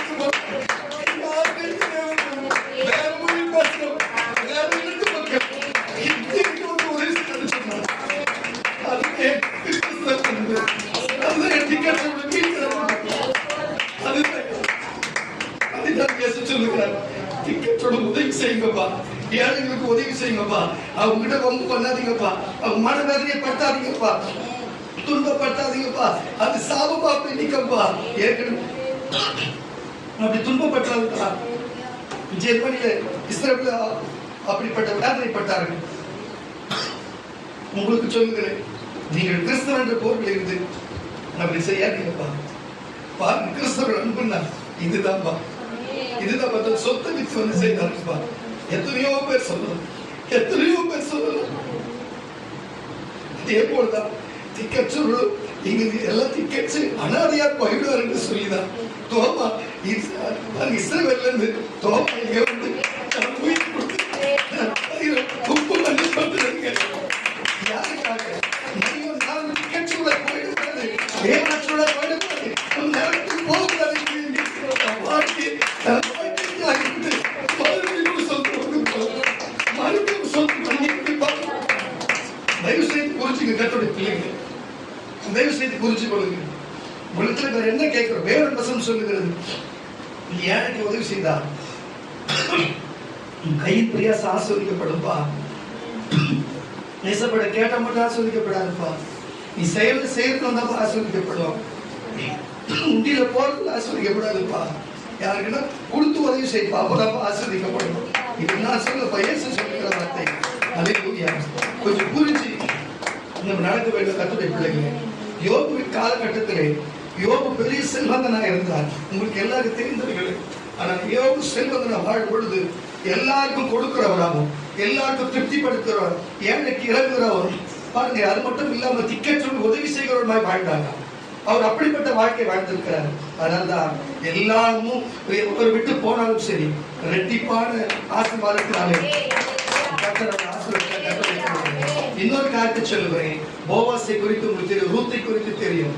ரூத்து பாருங்க, அவங்க திக்கற்றவர்கள், அவங்க ஒரு விதவை, அவங்க மாமியார் ஒரு விதவை, அவங்களுக்கு திக்கு திசை தெரியாத போவாசுடைய வயல்ல வந்து அங்க வயலில் அறுவடை செய்து போன கோதுமை கீழே விழுந்த மணியை பொறுக்கி கொண்டு தன்னுடைய போதனை நடத்த வந்தவர்கள் அவர்கள். அப்போ போவாசது கண்டு அவர்கள்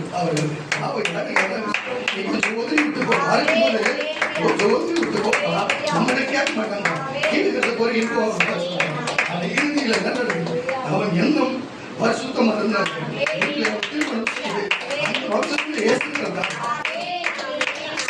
அந்த வம்சத்துல ராஜாக்கள் பிறந்தாங்க, அந்த வம்சத்திலே தாவீது பிறந்தார். நான் சொல்லுகிறேன் கர்த்தருடைய பிள்ளைகளே, நம்ம செய்யும் பொழுது அது பலன் இல்லாமல் போகிறது இல்லை, பலன் இல்லாமல் போகிறது இல்லை. உங்களுக்கு அண்ணல் அம்பேத்கரை பத்தி தெரியுமா இல்லை எனக்கு தெரியவில்லை. அது கொடுக்கப்பட்ட திக்கற்ற மக்களுக்கு சட்டத்திட்டத்தை வகுத்து கொடுத்தார். உங்களுக்கு தெரியும், சட்டத்திட்டத்தை வகுத்து கொடுத்தார். ஆனா சட்டத்திட்டத்தை வகுத்து கொடுத்து விட்டு போயிட்டார் நினைக்காதீங்க. இன்றைக்கு இயேசுவுக்கு அடுத்தபடியா சிலை யாருக்கு அதிகமா இருக்குன்னு சொன்னா அம்பேத்கர் ஒரு மனுஷன் ஒரு நல்லது செய்தார் சொன்னா இந்த உலகம் மறக்காது. அவன் நினைவு கூறும்படி அதை செய்வாங்க. மனுஷனோட மானம் அப்படிப்பட்டது. சட்டத்தின் இன்றைக்கு அவர் எழுதுறது புஸ்தகம், இன்னைக்கு சட்ட புஸ்தகம் பாருங்க. உலகத்துக்கு நமக்குள்ளாய் இது இறைவிதமா இருக்கும். ஆனா பாருங்க, நம்ம இந்திய சட்டத்துக்கு இறையல் அமைப்பு சட்டமாய் இருக்கிறது. புரிந்து கொள்ளுங்க. அப்படிப்பட்ட அவர் ஒடுக்கப்பட்ட சமூகத்துக்கு செய்ததுனால இன்றைக்கு நம்ம போனா கூட சரி, ஆனா அவருடைய பேர் போவாங்க. ஒரு மனுஷனை செய்திருக்கிறார். ஆனா நம்ம கிறிஸ்தவம் இயேசுவை குறித்து தெரிந்தவங்க, இயேசு குறித்து அறிந்த ஒரு ஆவியில் இருக்கிறவங்க, நம்ம ஏன் செய்ய மாட்டோம்? நம்ம ஏன் மற்றவங்களுக்கு கெட்டது செய்யறோம்? மற்ற ஏன் மன வருத்தப்படுறோம்? மற்ற ஏன் வேதனைப்படுத்துறோம்? கர்த்தருடைய பிள்ளைகளே, ஆசீர்வாதம் வேணும், நம்ம நல்லா இருக்கணும், நம்ம பொருளாதாரத்துக்கு நல்லா இருக்கணும் அப்படின்னு நினைக்கிறோமே, மற்றவங்க அப்படி நினைப்பாங்க. அப்ப மட்டும் அவங்களுக்கு மட்டும் ஏன் நமக்கு உதவியாக இல்லாத இருக்கிறோம்? ஏன் நமக்கு அவங்க உதவி செய்யாத இருக்கிறோம்? அக்கம் பக்கத்துல ஏன் கஷ்டப்படணும்னு நினைக்கிறோம்? ஏன் வந்து கேட்ட ஒரு உதவி செய்யக்கூடாதா? ஒரு 10 ரூபாய் கொடுக்க கூடாதா? ஒரு சாப்பிட பொருள் கொடுக்க கூடாதா? என்ன கேட்ட கொடுக்க கூடாதா? சொல்லுங்க. அல்லேலூயா. புரிஞ்சுக்க கர்த்தருடைய பிள்ளைகளே, இனியாகிலும் மாறி இனியாகிலும் தெளிவாக இருக்கிறார். நான் உங்களை கேட்கிறேன், இயேசுவை திக்கற்ற விட்டாரா? ஒரு காலம் திக்கற்ற உலக மனுஷனா திக்கற்ற இருக்கிறாங்க. ஆனா அவர்களுக்கு நீங்க தான் சகாயம், அவங்களுக்கு நீங்க தான் சகாயம் பண்ணணும், அவங்களுக்கு நீங்க தான் நம்பிக்கணும். ஆனா உங்களுக்கு அப்படி இல்லை, எவனும் செய்ய தரல. ஏன்னு கேட்டீங்கன்னா, உங்களால பரிசுத்த ஆவியானவர் இருக்கிறார், உங்களை தனித்து விடவில்லை. உங்க அப்பா அம்மா போனாலும் பரிசுத்த ஆவியானவர் உங்களோட இருக்கிற, சபைகளோடு இருக்கிறார். நீங்க திக்கற்றவர் இல்லை, நீங்க திக்கற்றவர்களுக்கு நீங்க சகாயம் உதவி செய்கிறவர்களாக இருக்கிறீர்கள். உதவி செய்கிறவர்களாக இருக்கிறீர்கள். தயவு செய்து புரிந்து கொண்டு நீங்க நடக்க வேண்டும் என்று விரும்புகிறேன். கர்த்தருடைய பிள்ளைகளே, வாசிக்க கேட்கலாம். யோபு எழுதின புஸ்தகம், யோபுவின் புஸ்தகம் 24ஆம் அதிகாரம் 17ஆம் வசனம் வாசிப்பாங்க. சீக்கிரம். சரி, 29ஆம் வசனம் 17ஆம் சீக்கிரம். நான் அநியாயக்காரருடைய கடவாய் பற்களை உடைத்து அவர்கள் பறித்ததை அவர்கள் பற்களில் இருந்து பிடுங்கினேன். என்ன எத்தனை வசனம் அது? 17. 29 வாசி 18 வாசி. என் கூட்டிலே நான் ஜீவித்து போவேன், என் நாட்களை மணலால். சரி, விட்டு அதே யோபு 31:21 வாசி. டக்கு முடிச்சலாம்.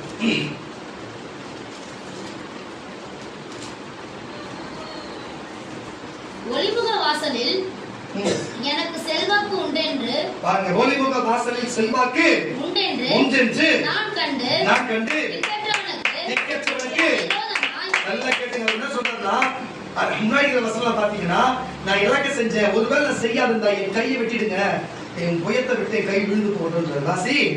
ஒலிமுக வாசலில் எனக்கு செல்வாக்கு உண்டு என்று நான் கண்டு திக்கற்றவனுக்கு விரோதமாய் கையை நீட்டினது உண்டானால், பாருங்க, நான் யாருன்னா திக்கற்றவனுக்கு விரோதமா கை நீட்டினது உண்டானா, என் கை பட்டயத்தால் தோலிலிருந்து சரிந்து என் புயத்து எலும்பு முறிந்து போவதாக. தெளிவா வாசிக்கணும். எலும்பு முறிந்து போவதாக என்று அவர் சொல்லுகிறார். அப்படின்னா அவர் அவ்வளவு தேவனை பார்த்து சொல்றாருன்னா, அவர் எல்லாருக்கும் திக்கற்ற உதவி செய்கிறார். அவருக்கு பல சோதனைகள் வந்தாலும் முடிவில் என்ன நடந்தது? ரத்தத்தமான ஆசனத்தை கொடுத்து ரத்த தூக்கி வந்து வரலாறு உங்களுக்கு தெரியும். அவ கொடுத்தவன் கெட்டு போகவே இல்லை, அவன் ஆஸ்தி அழிஞ்சு போகவே இல்லை. அப்ப கொடுக்கிறவன் ஆஸ்வதிக்கப்படும் என்று தேவன் உபாக புஸ்தகத்தில் சொல்கிறார்.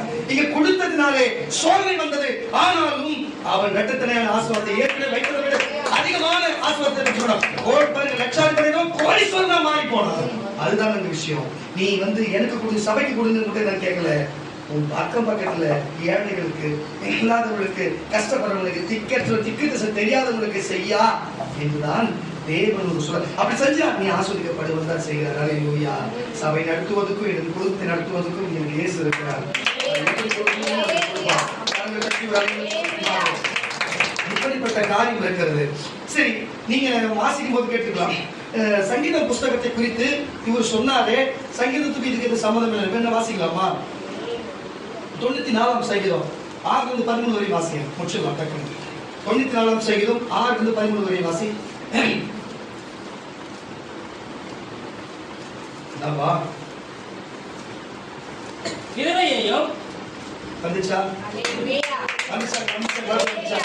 விதவையையும் பரதேசியையும் கொன்று திக்கற்ற பிள்ளைகளையும்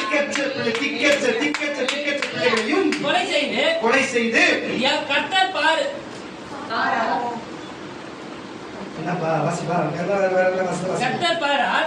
பாருங்க, ஒண்ணு சொல்றேன், அவனை ஏமாத்துறது, இவனை ஏமாத்துறது, அப்பா அம்மா பிள்ளைங்களை ஏமாத்துறது, தாய் இல்லாத பிள்ளைங்களை ஏமாத்து, தகப்ப இல்லாத பிள்ளைங்களை ஏமாத்துறது, பிள்ளைகள் இல்லாத அப்பா அம்மா தனியாக அவங்களை ஏமாத்துறது, அவங்களை மிரட்டுறது, அவங்க மிரட்டி காசு வாங்குறது, அவங்களை தொடுத்துறது, அவங்க பொருள்களை எடுத்துக்கிறது, இந்த மாதிரி வெளியூர்ல இருந்து வந்தவங்களை மிரட்டுறது, இந்த மாதிரி செய்யறவங்களுக்கு எல்லாம் முடிவு ஹிட்லர் கொடுத்தாங்க. அதுதான் முடிவு. ஹிட்லர் கொடுத்தா அதுதான் முடிவு. ஆனால் அது செய்யாதவர்களுக்கு, ஆனால் தேவன் சொன்னபடி செய்தவர்களுக்கு யாரை பாருங்க? போவாசை பாருங்கள். அல்லேலூயா. அவர் வம்சத்தில் இயேசு பிறந்தார், வம்சத்தில் ராஜாக்கள் உருவாக்கினார். அல்லேலூயா. அதுக்கு பிறகு யோபுவை பாருங்கள். அல்லேலூயா. ஆசீர்வாதத்தை பெற்றுக்கொண்டு இன்றைக்கு வரலாறாய் வாழ்ந்து கொண்டிருக்கிறார். அல்லேலூயா. அன்னை தெரசாவை பாருங்கள், இன்றைக்கு அவர்களுடைய சமாதி வைத்து லட்சோப லட்சம் மக்கள் வழிபட்டுக் கொண்டிருக்கிறார்கள். அல்லேலூயா. கர்த்தர் அப்படி வைப்பார். கர்த்தர் நான் சொல்லுற வார்த்தை வாசத்தை கேட்டு நடந்து இருப்பீர்கள் சொன்னார்.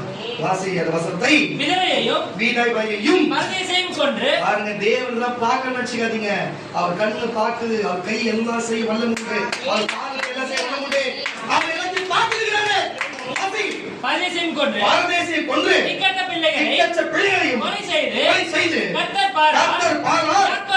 யாக்கோபின் தேவன் கவனியார் என்று பார்க்க மாட்டேன் என்று எண்ணி ஜனத்தின் மிருககுணம் உள்ளவர்களே, யார் ஹிட்லர் பண்ணவர்? மிருககுணம் உள்ளவர்களே, உணர்வு அடையுங்கள், தெளிவடையுங்கள். மூடரே எப்போது புத்திமான்களாவீர்கள்? எல்லா புத்திமான்கள் வசனத்தை கேட்டு புத்திமான்கள் மாறுங்கள். காதை உண்டாக்கினவர் யாரு? காதை உண்டாக்கினவர் கேளாரோ. பாருங்க, கேளாரோ. கண்ணை உண்டாக்கினவர் காணாரோ. ஜாதிகளை தண்டிக்கிறவர் கடிந்து கொள்ளாரோ. மனுஷருக்கு அறிவை உனக்கு போதிக்கிறவர் அறியாரோ. மனுஷனுடைய யோசனைகளை கர்த்தர் அறிந்திருக்கிறார். கர்த்தாவே, குடிவெட்டுவரை நீ தீங்கு நாட்களிலே அமர்ந்திருக்க பண்ணி சிட்சித்து உங்களுடைய வேதத்தை கொண்டு போதிக்கிறவருக்கு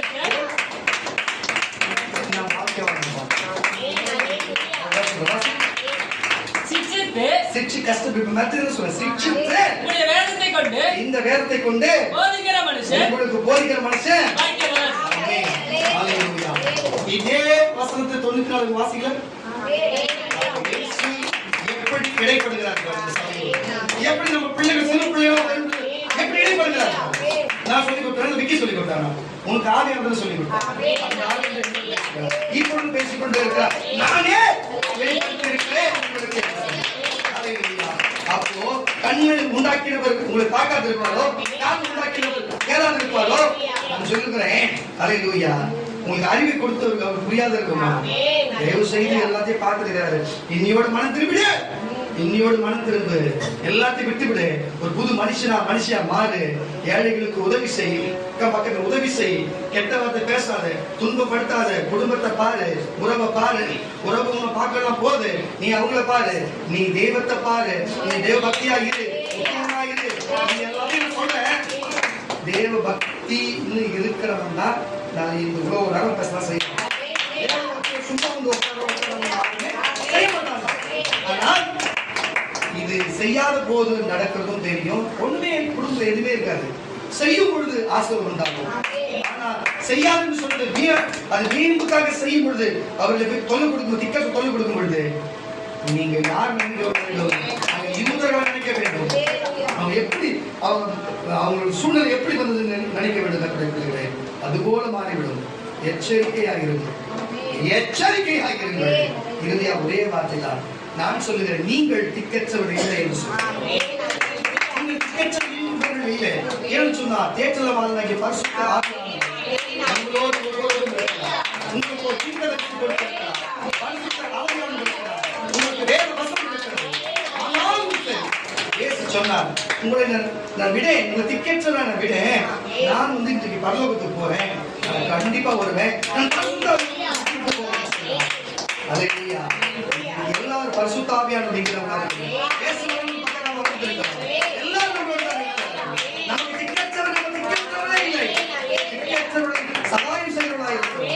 ஆமென்.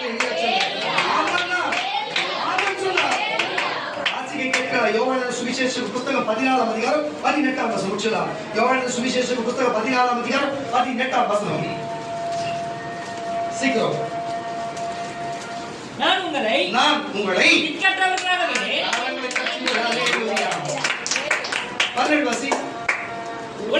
உலகம் அந்நிய சத்திய ஆவியானவரை நல்லா கேளுங்க. சத் பாருங்க, நல்லா புரிஞ்சுக்கொள்ளுங்க. பாருங்க இந்த பாருங்க என்ன என்ன என்ன என்ன என்ன கவனிங்க. அதை கொஞ்சம் பார்த்து வாசிப்பா. என்ன கவனிங்க பாருங்க. நான் மறுபடியும் சொல்லுகிறேன். ஆவியானவர்னா யாரு? சத்திய ஆவியானவர்னா யாரு? எல்லாம் உலகம் அந்த சத்திய ஆவியானவரை காணாமலும் பாருங்க, உலகம் காணாமலும் அறியாமலும் இருக்கிறபடியால் அவரை பெற்றுக்கொள்ள மாட்டாது. அவர் உங்களுடைய உலக மக்களுக்கு இருக்காப்பா. உலக மக்கள் எல்லாம் திக்கற்றவர்கள் தான். உலக மக்கள் எல்லாம் தேவனற்றவர்கள் தான். அவர்களுக்கு தேவன் சகலரும் இருக்கட்டும். ஆனா நீங்க அப்படி உங்களுக்கு தேவன் பரிசுத்தாவி இருக்கிறார், இயேசு இருக்கிறார். நீங்க அப்படிப்பட்டவர்களுக்கு அவர் சொல்றார், நம்ம எல்லாம் ஒண்ணா இருக்கிறோம், ஆனா உலக மக்கள் திக்கற்றவங்க, அவங்களுக்கு போய் நீ உதவி செய்யுங்கன்றாரு. புரியுதா? உனக்கு ஒரு உதவி செய்யணுன்றது இல்ல. புரியுதா? நீ யாருன்னு தெரிஞ்சுக்கன்றாரு. வாசிக்கிறது அவர் உங்களுடைய வாசம் பண்ணி உங்களுக்குள்ளே இருப்பதால் நீங்கள் அவரை அறிவீர்கள். அவரை தெரிந்து கொள்வீங்க.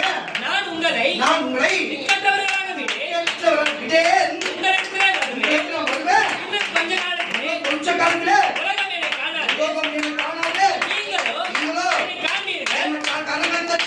உலக மக்கள் இந்த திக்கற்றவர்களாக இருக்கிற உலக மக்கள் காணாது. இந்த புதிய சுவிசேஷத்தில் இருக்கிற நீங்கள் இயேசுவை காண்பீர்கள். இயேசுவை காண்பீர்கள். இயேசு பரிசுத்த சத்தியமாக உணர்வீர்கள். அவர் உங்களுக்குள்ளே இருக்கிறார். உலகம் அவர் உணராது. ஹalleluya. அதனால்தான் உணர்வுள்ள நீங்கள், அறிவுள்ள நீங்கள், பலமுள்ள நீங்கள், தேவ சக்தி உள்ள நீங்கள், வல்லமுள்ள நீங்கள் மற்றவர்களுக்கு சகாயம் செய்யுங்கப்பா. ஏழைக்கு உதவி செய்யுங்கப்பா. அவங்களுக்கு உதவி செய்யுங்கப்பா. அவங்களுக்கு திக்கற்றவர்களுக்கு உதவி செய்யுங்கப்பா. விதவைகளுக்கு உதவி செய்யுங்கப்பா என்று இயேசு உங்களுக்கு கேட்கிறார். வாசியப்பா 21 வாசி. நீங்கள் என்னை காண்பீர்கள். நான் விலகிற நீங்களும் பிறப்பீர்கள். நான் பிழைத்திருக்கிறபடியா நீங்களும் பிழைப்பீர்கள். நான் என் பிதாவிலும் நீங்கள் என்னிலும். நல்ல கேட்டீங்களா வசனம்? எப்படி இயேசு தம் பிதாவிலும் இயேசுவிலும் பரிசுத்தாவிலும் இயேசுவிலும் இருந்தது போல அவர் சொல்றார், நான் என் பிதாவிலும் நீங்கள் என்னிலும் நான் உங்களிலும் இருக்கிறவை. அந்நாளிலே நல்லா புரிஞ்சுங்க. தாய் தகப்பன் இல்லாத பிள்ளைகள் தான் திக்கற்றவர். தகப்பன் இல்லாத பிள்ளைகள் திக்கற்றவர். தாய் இல்லாத பிள்ளைகள் திக்கற்றவர். அப்பா அம்மா இல்லாத பிள்ளைகள் திக்கற்றவர். புரியுதா?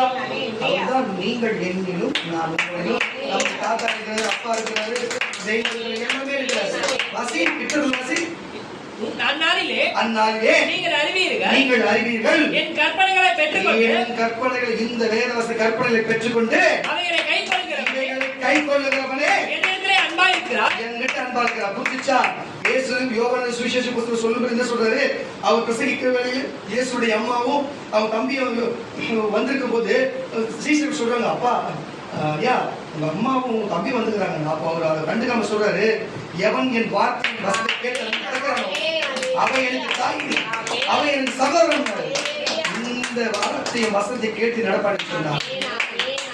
ஏன் வரவில்லை? நீங்க பாருங்க, இயேசுட வயசு இருந்தா நம்மோட வயசு இருந்தா இயேசுக்கு அவங்க அம்மா இப்போ மாத்தி கேட்டாங்களே இல்லையா? அம்மா வயசு தான் அவங்களுக்கு. இயேசுக்கு வயசே கிடையாது. ஆனா நமக்கு வயசு உண்டு.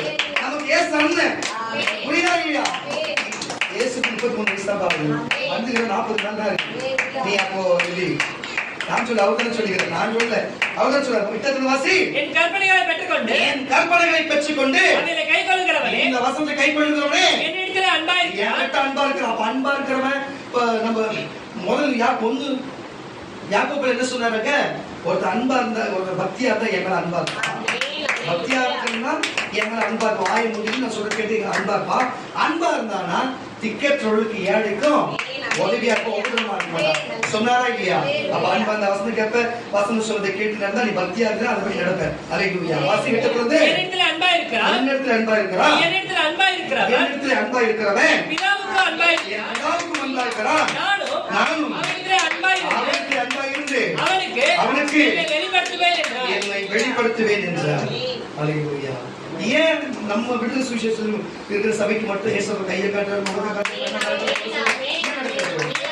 எவன் தன்மேல் அன்பா இருக்கிறான் அவனுக்கு எவன் அன்பா இருக்கிறவனுக்கு வெளிப்படுத்துவேன். நீ அன்பா இருக்கிற, நான் அன்பா இருக்கிறேன், அவன் நம்ம அதனால உங்களுக்கு தன்னை வெளிப்படுத்துறாரு. எங்கேயுமே நடக்காது. இந்த செங்கஞ்சேல எங்கேயுமே நடக்காது. அல்லேலூயா. ஏன்னா வசனம் போய் சொல்லலாம்.